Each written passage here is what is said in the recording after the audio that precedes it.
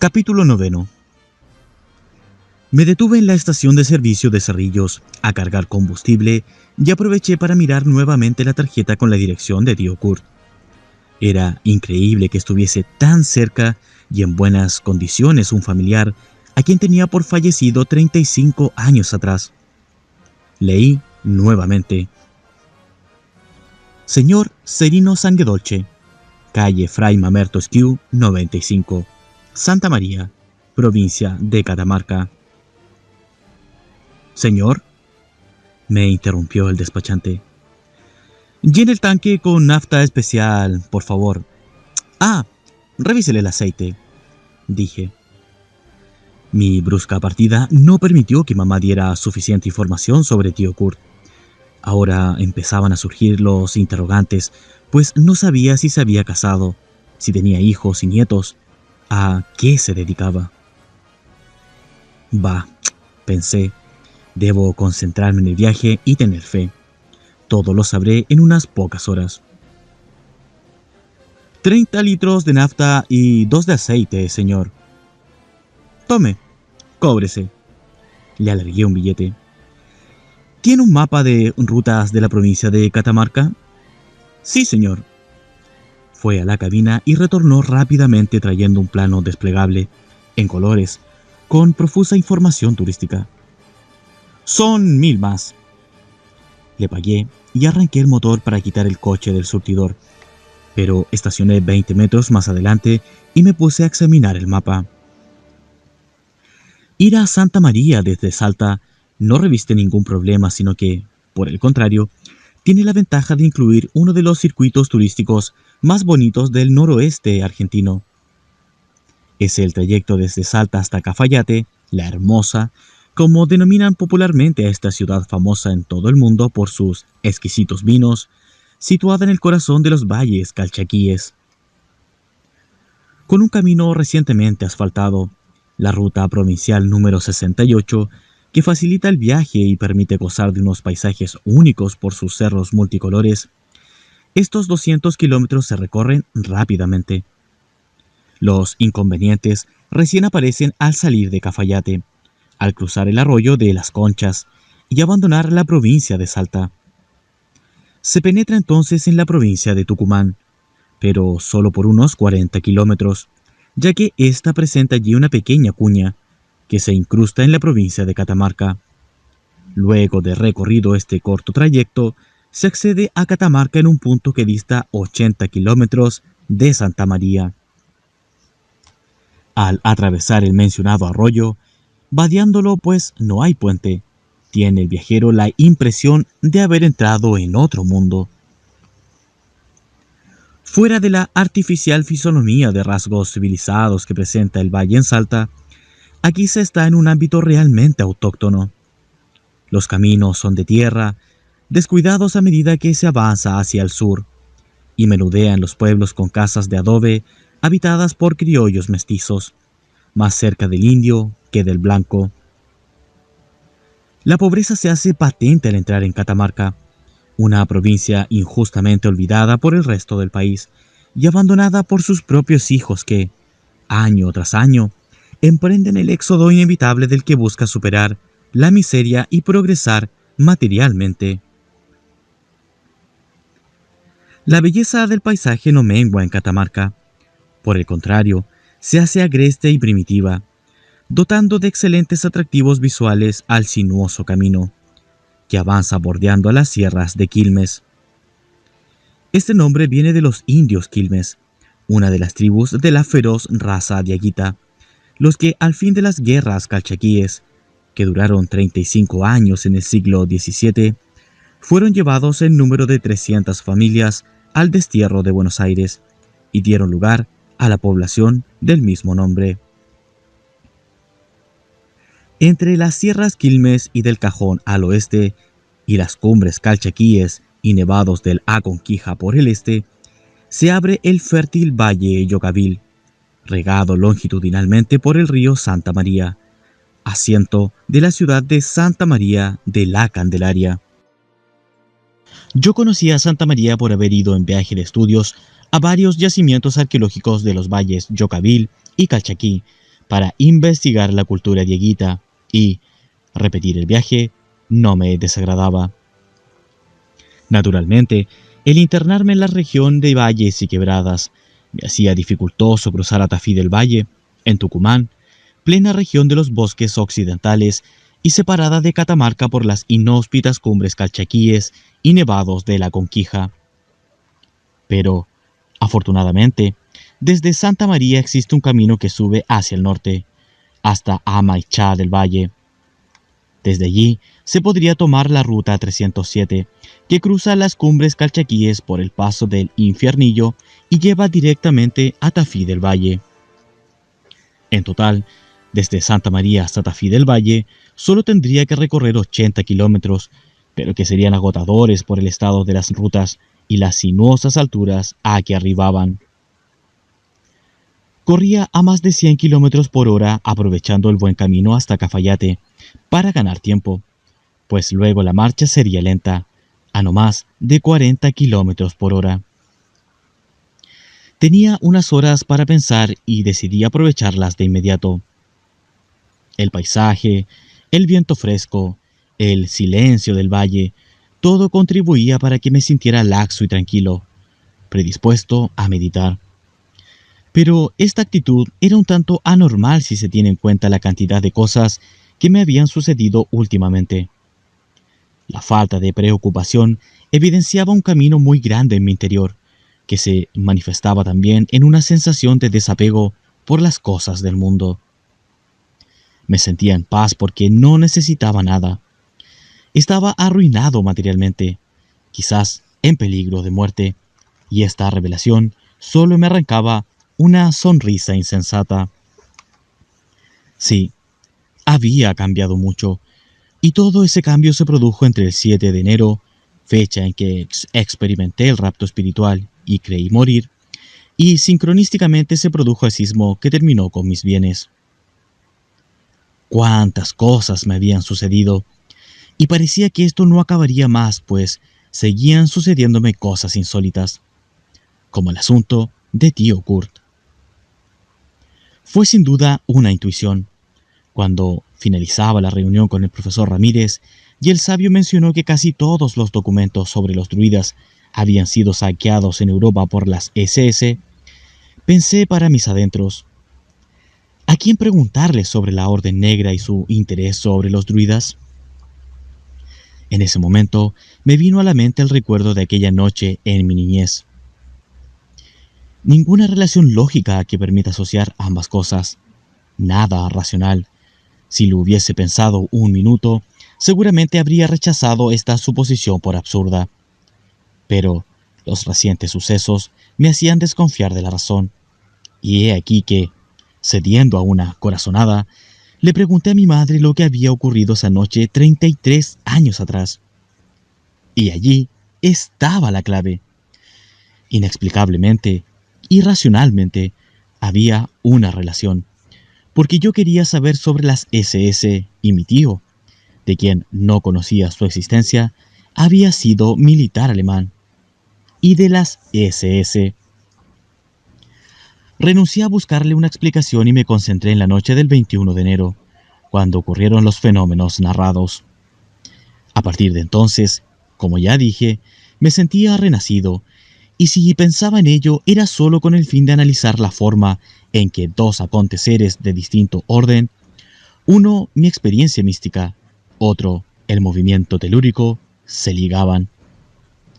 Porque para mí no cabían dudas que una relación no causal, sincronística, existía entre ambos fenómenos, que estaba en un caso similar al del asesinato de Belicena, cuando el asesino, en un acto de demencial orgullo, deja pruebas irrefutables de un poder terrible.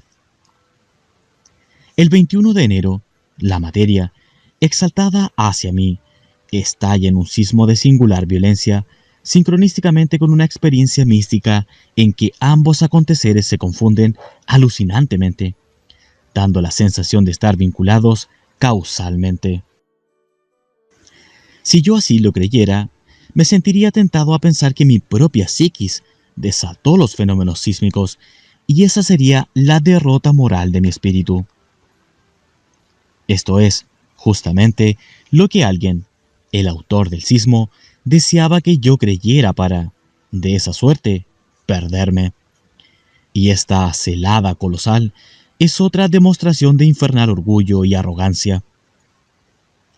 La tentación de dominar los fenómenos es uno de los errores primarios en que caen los que buscan abrirse paso en el sendero del espíritu. Los únicos fenómenos que realmente importan para una elevación espiritual son los que ocurren personal y cualitativamente, no transferibles ni comunicables. Los fenómenos concretos, de percepción colectiva, llevan el sello de lo cuantitativo y material. Es dudoso, por otra parte, que puedan producirse por un acto de voluntad. Sobre esto, la gente no especializada es víctima de una información intencionalmente confusa. Pero yo, en mi calidad de médico psiquiatra, estaba familiarizado con toda clase de actos fenoménicos derivados de patologías psicológicas o de crisis histéricas. En los hospitales neuropsiquiátricos es común, pero obviamente poco publicitada, la manifestación de fenómenos de este tipo. Puede observarse, en ciertos casos, fenómenos parapsicológicos acaecidos en relación con uno o varios enfermos. Estos fenómenos, muy atractivos para el profano, no cuentan con una adecuada fundamentación científica, y ese hecho es la principal razón de su ocultamiento. Suelen ser de muy distinta tipología. Elevación de un objeto en el espacio sin una fuerza evidente que lo sustente, levitación, desplazamiento de objetos, telequinesis, aumento del brillo de los objetos en la celda del enfermo o viraje en el tono de los colores, cromación, aparición de objetos desconocidos o desaparición de otros, aporte de materia, etc. De más está decir que todos estos fenómenos son susceptibles de verificación colectiva cuando se presentan, pero completamente irreproducibles en condiciones de estudio o laboratorio. Esto se debe principalmente a que los responsables de semejantes fenómenos están locos de remate y generalmente son inconscientes de las alteraciones que producen. Lo que torna incomprensibles a tales fenómenos es su aparente contradicción a las leyes naturales, pero suelen admitirse en medios académicos y científicos que una mejor comprensión de la naturaleza, esto es, un mayor progreso de la ciencia, traerá, justamente, la solución a estos interrogantes. Se confía entonces en que la ciencia dará las soluciones a las contradicciones de la ciencia, proposición que es lógicamente inconsistente y suena cuando menos ridícula. El meollo está en que fenómenos tales como la mencionada telequinesis presentan fallas a la ley de causalidad. Esta ley dice que, a todo efecto, fenómeno, le corresponde una causa que lo origina. En la telequinesis, por ejemplo, el objeto se mueve como si actuara una fuerza de acción a distancia, del tipo de la gravedad o el magnetismo, sin que, hasta hoy, se haya comprobado la acción de alguna fuerza. Es decir, se mueve como si actuara una fuerza, pero no actúa ninguna fuerza. Se dice entonces que falla la ley de causalidad, porque el efecto no tiene causa que lo origine y, consecuentemente, se niega la existencia del efecto, fenómeno, para salvar la ley de causalidad. Lo más acertado sería aceptar que se desconoce el vínculo, la ley, que une causa, el enfermo, y efecto, el objeto desplazado. En la psicología analítica, desarrollada por Carl Gustav Jung, se ha ensayado una teoría muy atractiva para salvar estas dificultades y las que surgen del caso común de los hombres que, estando separados cultural, geográfica y temporalmente, sin ningún vínculo comprobable entre ellos, tienen ideas idénticas o análogas. Actuaría aquí un principio de sincronía, desconocido por la ciencia, debido a su incorrecta comprensión del tiempo. Conviene recordar, a este respecto, lo que dice Carl Gustav Jung en El secreto de la flor de oro. Hace algunos años, me preguntó el entonces presidente de la British Anthropological Society cómo podía yo explicar que un pueblo espiritualmente tan elevado como el chino no hubiese materializado ninguna ciencia. Le repliqué que eso debía muy bien ser una ilusión óptica, pues los chinos poseían una ciencia, cuyo standard work era precisamente el I Ching, pero que el principio de esta ciencia, como tantas otras cosas en la China, es por completo diferente de nuestro principio científico. La ciencia del I Ching, en efecto, no reposa sobre el principio de causalidad, sino sobre uno, hasta ahora no denominado, porque no ha surgido entre nosotros, que a título de ensayo he designado como principio de sincronicidad. Mis exploraciones de los procesos inconscientes me habían ya obligado, desde hacía muchos años, a mirar en torno mío en busca de otro principio explicativo, porque el de causalidad me parecía insuficiente para explicar ciertos fenómenos notables de la psicología de lo inconsciente. Hallé, en efecto, que hay fenómenos psicológicos paralelos que no se dejan en absoluto relacionar causalmente entre sí, sino que deben hallarse en otra relación del acontecer. Esta correlación me pareció esencialmente dada por el hecho de la simultaneidad relativa, de ahí la expresión sincronicidad. Parece, en realidad, como si el tiempo fuera, no algo menos abstracto, sino más bien un continuum concreto, que contiene cualidades o condiciones fundamentales que se pueden manifestar, con simultaneidad relativa, en diferentes lugares, con un paralelismo causalmente inexplicable como, por ejemplo, en casos de la manifestación simultánea de idénticos pensamientos, símbolos o estados psíquicos. Otro ejemplo sería la simultaneidad destacada por R. Wilhelm de los periodos estilísticos chinos y europeos, que no pueden ser causalmente relacionados entre sí. Este era el pensamiento del prestigioso psiquiatra Carl Gustav Jung sobre el tema que me ocupaba. Con sus conceptos, la aparición de dos fenómenos idénticos, idea común a dos personas, separadas por el espacio, dependerá de un arquetipo colectivo, causa, y la simultaneidad, sincronía, de los aconteceres fenoménicos. Para interpretar el principio de sincronía, es preciso tener presente un concepto clave de la psicología analítica, el de inconsciente colectivo. Este concepto permite manejar de manera más real a los arquetipos, que no son ya seres estáticos como las ideas de Platón, sino entes dinámicos de poderosa fuerza anímica, soporte y sustentación de los mitos que influyen inconscientemente en la conducta del hombre. El concepto de inconsciente colectivo ha sido resumido por Jung en la misma obra citada. Así como el cuerpo humano muestra una anatomía general por encima y más allá de todas las diferencias raciales, también la psique posee un sustrato general que trasciende todas las diferencias de cultura y conciencia, al que he designado como lo inconsciente colectivo. Esta psique inconsciente, común a toda la humanidad, no consiste meramente en contenidos capaces de llegar a la conciencia, sino en disposiciones latentes hacia ciertas reacciones idénticas. El hecho de lo inconsciente colectivo es sencillamente la expresión psíquica de la identidad, que trasciende todas las diferencias raciales de la estructura del cerebro. Sobre tal base se explica la analogía y hasta la identidad de los temas míticos y de los símbolos, y la posibilidad de la comprensión humana en general. Conviene ahora, a la luz de lo expuesto, extraer una importante conclusión.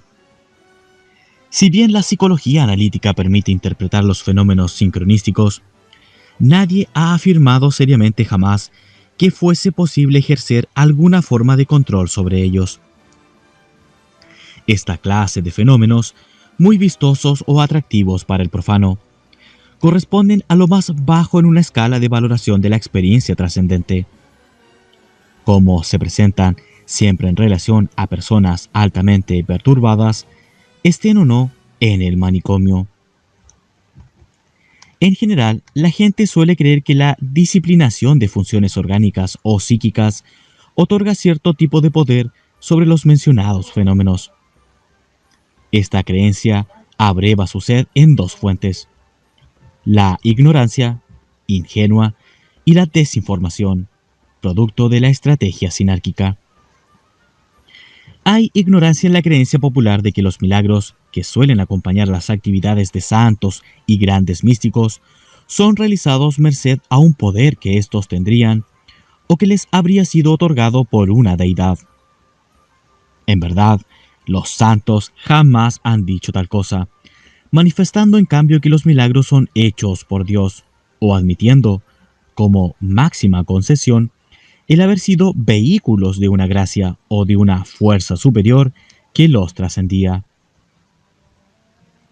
Naturalmente, existen miembros de la sinarquía, considerados también santos, místicos, gurúes, maestros, etc., que han afirmado la búsqueda del poder como fin de la práctica de ciertas disciplinas, tales como la meditación trascendental, yogas, oraciones o mantras, etc. Pero es posible sospechar de inmediato sobre los verdaderos fines ocultos que persiguen dichos agentes satánicos.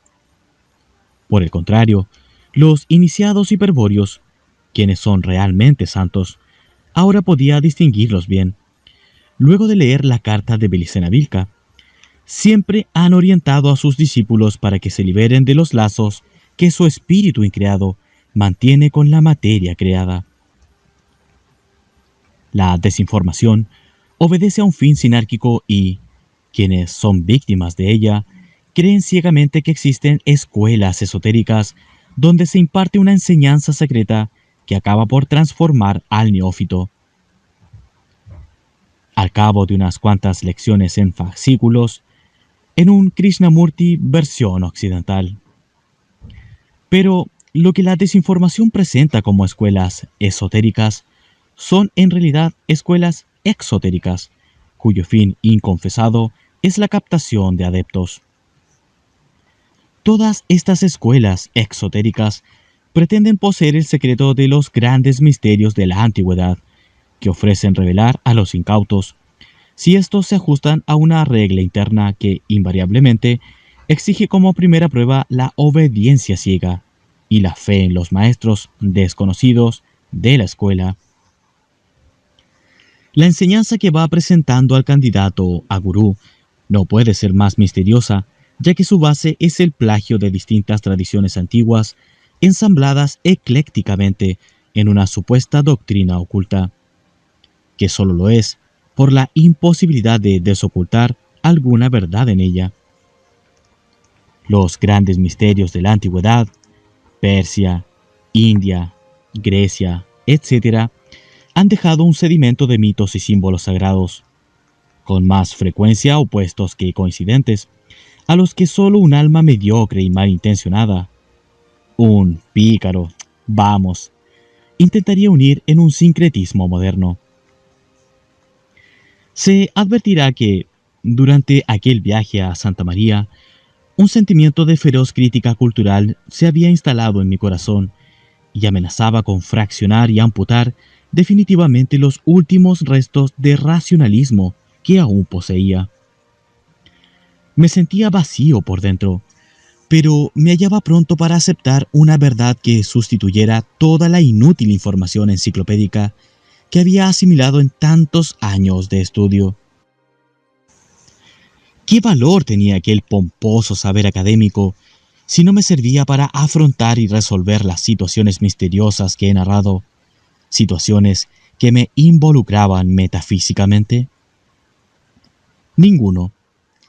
Me hallaba, pues, pronto a desembarazarme de aquel lastre para recibir la ansiada verdad. Una verdad que consistía, y jamás había estado tan seguro antes de la realidad de una cosa como de este enunciado, en la sabiduría hiperbórea. En efecto, para mí, ahora, la verdad era la sabiduría hiperbórea, cuyos alcances apenas vislumbraba en la carta de Belicena Vilca. Por momentos me invadía una rabia sorda, que era a su vez un reproche personal, una especie de reclamo que mi yo actual, extrañamente transmutado, realizaba implacablemente al doctor Arturo Siegnager de los años de búsqueda, a mi yo pasado, que tan ingenuamente había creído que el progreso era una consecuencia lógica de la educación. En una época había aceptado, casi sin pensar, que una ley de evolución permitía al alma expandirse a partir de ciertas pautas de vida. Creía que seguir determinadas reglas de rectitud moral y afrontar la vida con un criterio positivo redundaría inevitablemente en un bien interior. Sí, esa era la clave del progreso. Viviría de acuerdo a una filosofía trascendente. Adoptaría un modo de vida religioso, a la manera de los orientales, y, en el devenir de la búsqueda, de la instrucción, de la ascesis, el progreso, inevitablemente, sobrevendría por evolución. Esa había sido mi elección, y ahora, al comprender que todo el razonamiento estaba errado, que nada había ganado tras tantos años de disciplinación y sacrificios inútiles, sentía como la rabia me invadía y como, también, un reproche impotente me arrancaba gemidos desolados. Y que todo el razonamiento estaba errado se desprendía claramente de la carta de Belicena Vilca. La ley de evolución existía y regía y facilitaba el progreso del alma creada y de todo ente creado, de acuerdo al plan del Dios creador. Pero nada tenía que ver tal ley, y ningún progreso se obtendría por su intervención con el espíritu increado. Recordaba con horror las palabras del inmortal Birsa. El alma del hombre de barro, creada luego del principio, comenzó a evolucionar hacia la perfección final. Al parecer, aquella evolución era muy lenta y los dioses traidores, para acelerarla, realizaron la prodigiosa e infernal hazaña de encadenar el espíritu increado al animal hombre u hombre de barro. Toda la raza hiperbórea, que era increada, que procedía de fuera del universo creado, del mismo mundo de donde viniera el creador, quedó entonces ligada a la evolución del animal hombre y a la evolución en general, al progreso en el tiempo inmanente del mundo. Según la sabiduría hiperbórea, el espíritu debía liberarse del encadenamiento a la materia evolutiva, aislarse de la ley de evolución y emprender el regreso al origen. Allí estaba la verdad buscada. De cierto que mi espíritu se agitaba por efecto de una intuición certera. Esa verdad, capaz de brillar para el espíritu con una luz increada e inextinguible, debería ser conquistada en una lucha de dimensiones sobrehumanas, durante la que sería necesario exhibir una determinación inclaudicable.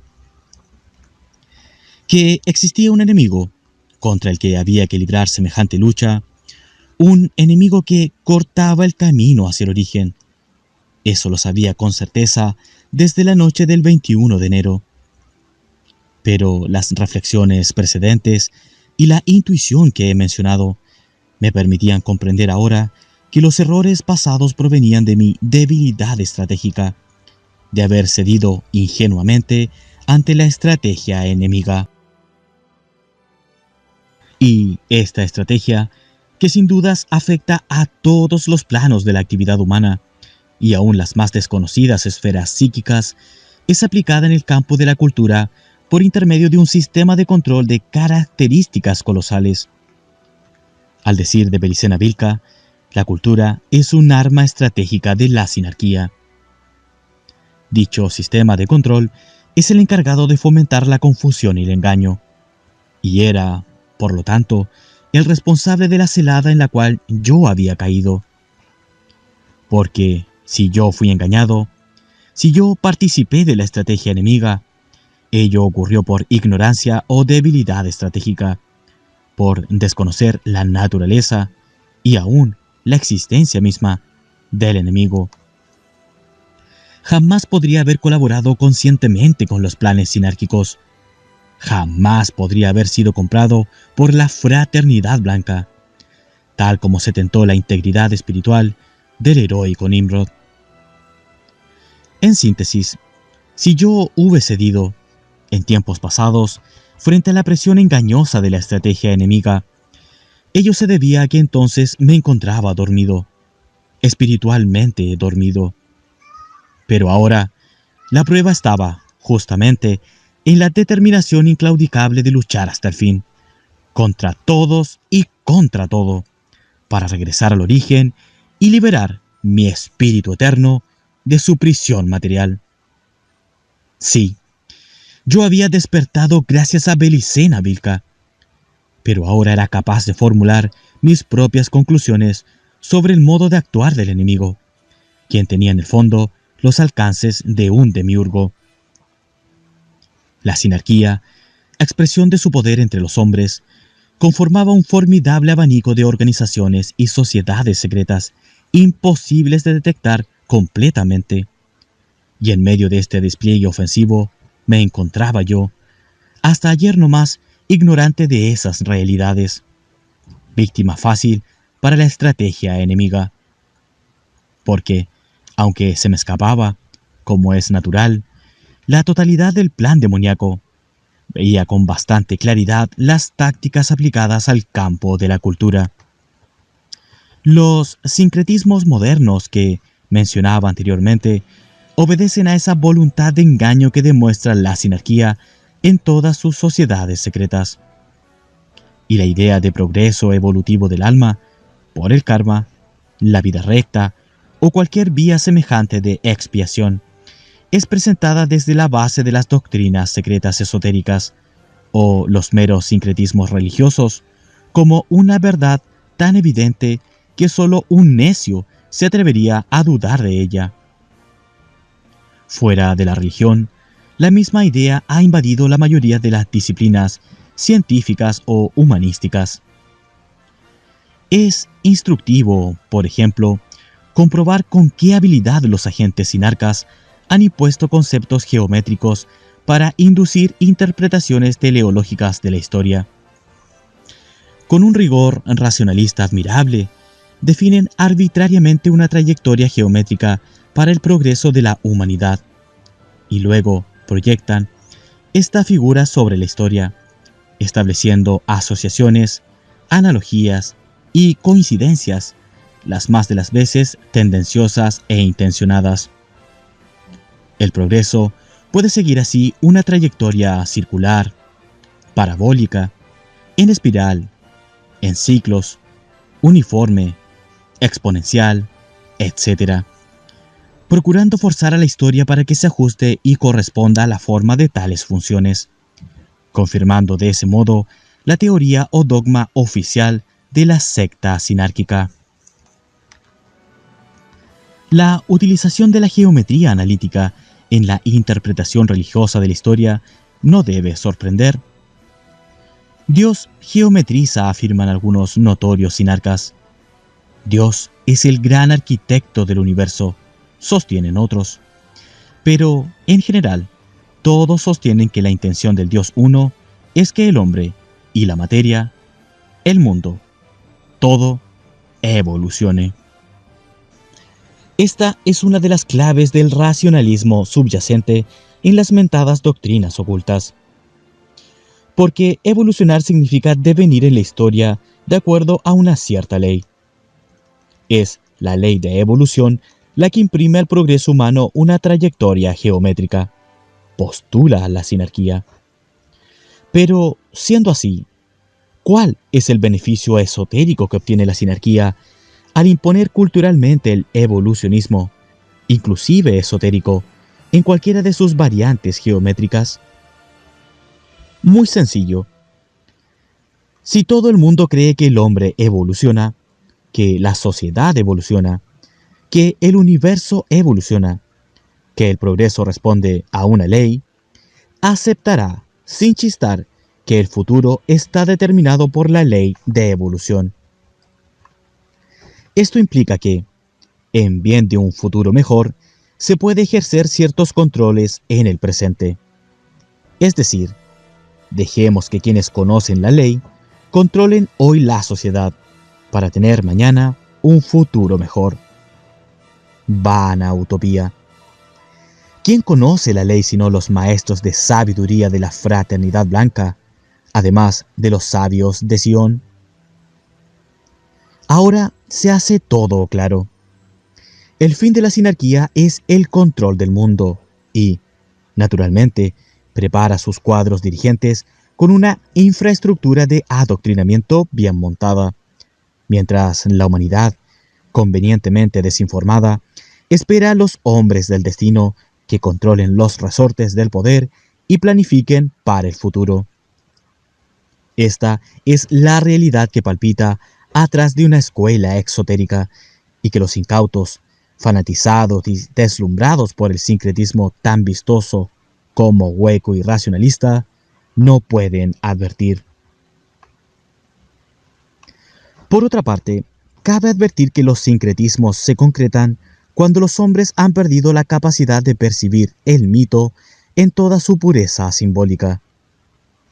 Esta pérdida es una grave lesión en la capacidad del pensar metafísico y de la percepción metafísica, análogo, si se quiere, a una pérdida de la visión o ceguera. Por analogía, se habla de edad oscura o era de tinieblas. Perder la visión, no ver, es lo mismo que ver todo negro.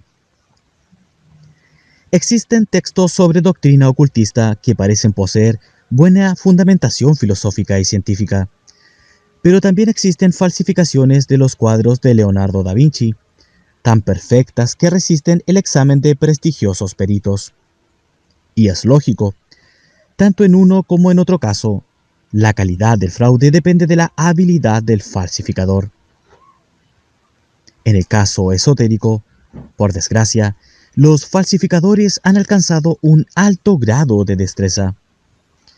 Los hay muy bien preparados para su misión, dueños de una gran cultura general.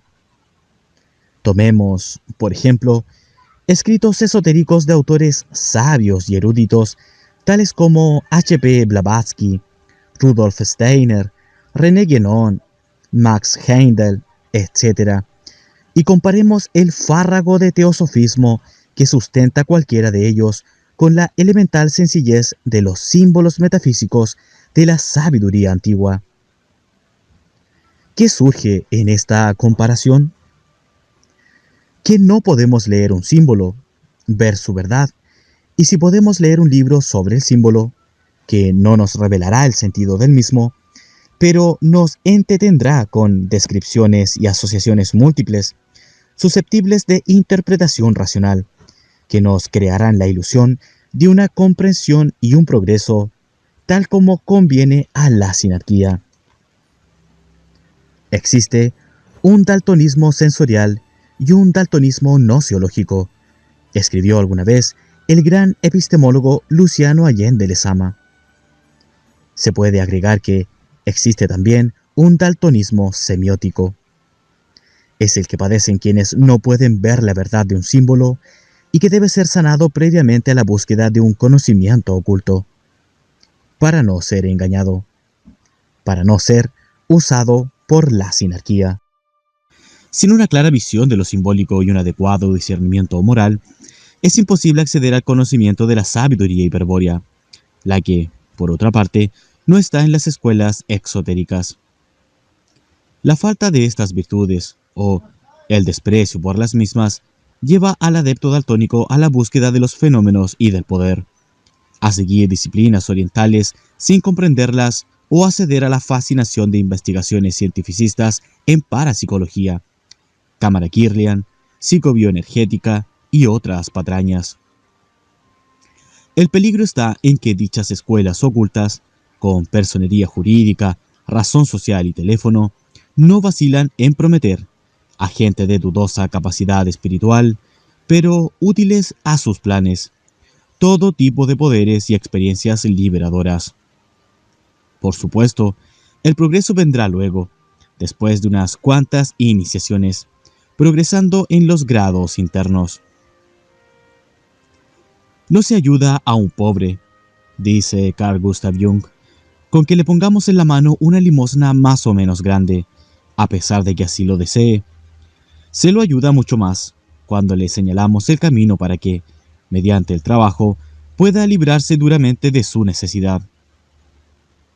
Los mendigos espirituales de nuestros días están, por desgracia, en exceso inclinados en aceptar en especie la limosna de Oriente, es decir, a apropiarse sin reflexionar de las posesiones espirituales de Oriente e imitar ciegamente su manera y modo.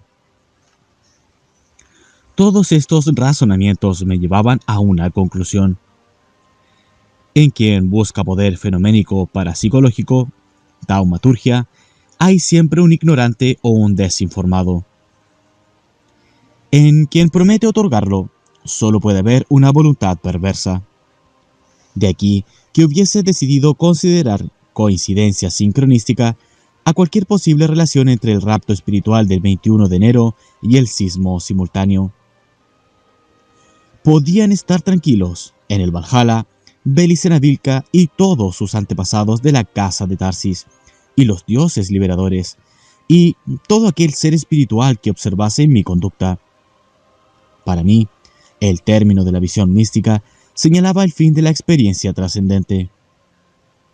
Ni yo disponía de un poder que operase sobre la materia, ni deseaba tenerlo. Las potencias de la materia no habían conseguido engañarme esta vez y, posiblemente, nunca volverían a lograrlo. Estas reflexiones las hacía mientras pasaban los kilómetros velozmente, y Salta se abría generosamente en sus valles y quebradas. Entre zonas de coloridos y enhiestos picos se suceden las cuestas con exuberante vegetación y enmarcadas por rocas de agreste apariencia, algunas famosas como la del Obispo, un faldeo verdaderamente llamativo por su desarrollo y variedad de motivos. Leí en el mapa que había adquirido en Cerrillos.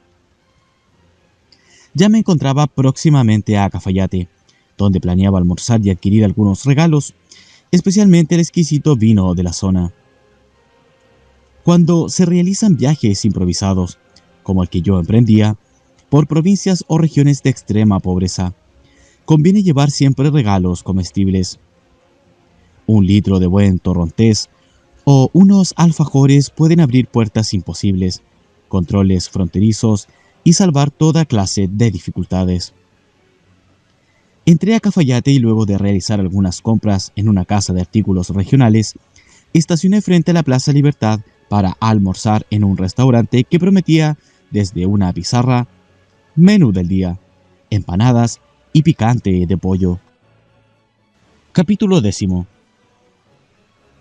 A las 14:30 horas me hallaba nuevamente en camino, rodeando el arroyo de las Conchas y dispuesto a emprender la segunda parte del viaje a Santa María. La tierra estaba suelta pues, al parecer, hacía tiempo que no llovía, y el viento era lo suficientemente fuerte como para que este trayecto fuera por demás lento.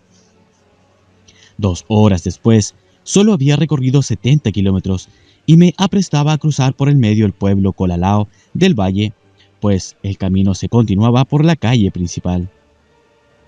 Este pueblo se encuentra en la provincia de Tucumán, a mitad del camino que atraviesa la cuña geográfica que un mal trazado de límites legó al mapa actual. Tiene unas 20 cuadras de largo por 4 o 5 de ancho. Mientras lo atravesaba, observaba el mismo síndrome que se manifiesta en 1000 pueblos y caseríos del norte argentino: la decadencia.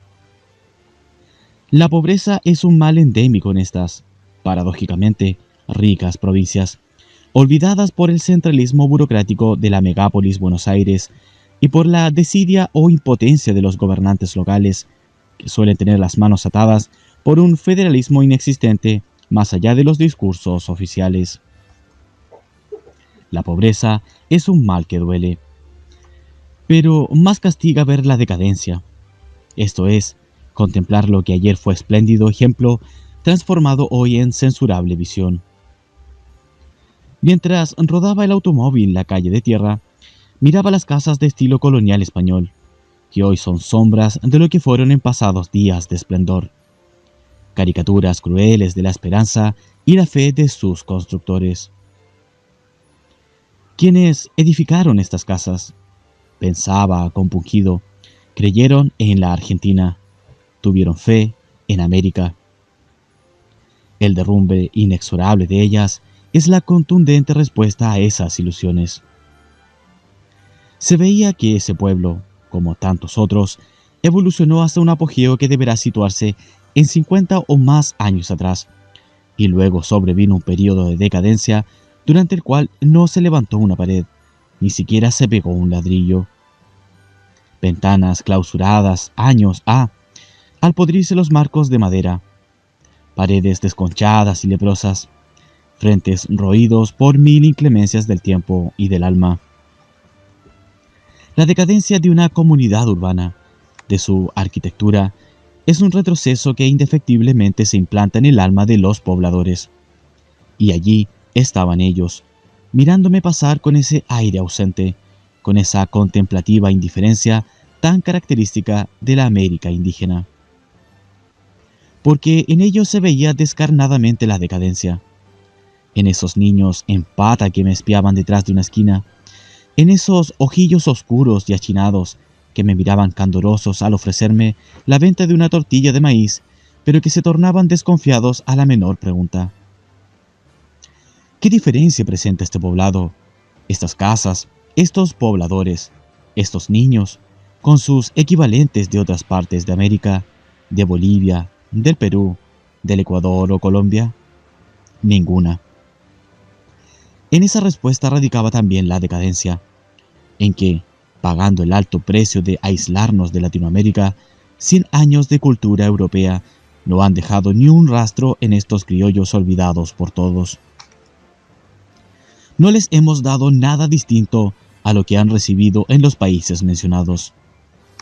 No son ni más ni menos civilizados que ellos, a pesar de la creencia en contrario que sustenta la oligarquía europeizante que dirige este país desde hace 100 años. Por eso una explicación para la decadencia general que asola a los poblados de sangre americana puede ser esta. En 500 años, la cultura europea no prendió en el alma del americano porque ni los que la implantaron a sangre y fuego, ni los que la enseñaron beatíficamente, creían realmente en ella. Se les reemplazó a las razas americanas su milenaria cultura, dinamizada por la acción de grandes mitos, por la cultura materialista europea, carente de espiritualidad y trascendencia. Y la religión de América, que conservaba el recuerdo de los dioses blancos, fue prohibida en favor de la doctrina racionalista del catolicismo. En adelante, los nativos tendrían que glorificar la historia bíblica del pueblo elegido, adorar a un dios hebreo crucificado del que jamás habían oído hablar, y quedarían fuera de la discusión teológica porque la nueva religión ya llegaba terminada, acabada en su fundamentación filosófica. Si allá, en la ignota Nicea, un concilio había decidido que Dios era triple, ¿qué podrían decir aquí los recientemente paganos sometidos? ¿Y los que estaban aquí, acaso sabían qué significaba el dogma católico? No. Estos mataban y saqueaban en nombre del dogma católico que nadie comprendía ni nadie se preocuparía en explicar. Pero la riqueza se acabaría. Finalmente llegaría el tiempo de crear nueva riqueza, de hacer producir objetos culturales a aquellos imperios evangelizados. Y entonces, en ese mismo momento, comenzaría la decadencia. La Iglesia medraría con la conquista de América, destruyendo sistemáticamente todo vestigio del origen atlante de las grandes civilizaciones, toda prueba sobre la naturaleza extraterrestre del espíritu del hombre.